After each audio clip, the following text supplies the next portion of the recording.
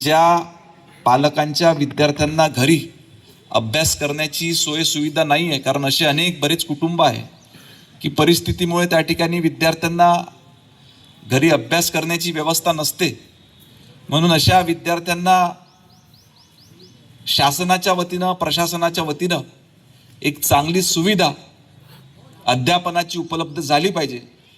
याच्याकरता आपण वातानुकूलित अभ्यासिका सुरू करण्याचा प्रयत्न या ठिकाणी केला। सर्वप्रथम एकदा साधारणतः 2 ते 3 वर्षाआधी मी ज्या ठिकाणी आपली जुनी नगरपालिका होती तिथे एक अण्णाभाऊ साठे सभागृह होतं आणि अभ्यासिकेची निर्मिती करण्यात आली होती। तिथे गेल्यावर तिथली क्षमता कमी आणि विद्यार्थी खूप मोठ्या प्रमाणात होते। ते बघून त्यावेळेस आपण निर्णय घेतला की शहरातल्या वेगवेगळ्या भागामध्ये आपण ह्या अभ्यासिका त्या ठिकाणी चालू केल्या पाहिजे। आणि नंतर आपण चित्तरंजनदास शाळेमध्ये सुरू केली। एक नीरज बुटे नावाचे समाजसेवक युवा कार्यकर्ता त्या ठिकाणी होता। अनेक सामाजिक उपक्रम त्या ठिकाणी राबविले त्यांच्या माध्यमातून होते,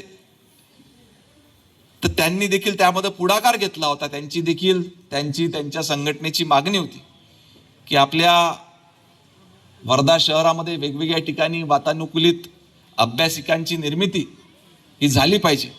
मग आपण चित्तरंजनदास शाळेत देखील चालू केलं। नंतर आमच्या राखीताई पांडे ह्या स्टेशन पैल मधून निवडून येतात। त्याही भागामध्ये अनेक गरीब कुटुंब राहतात,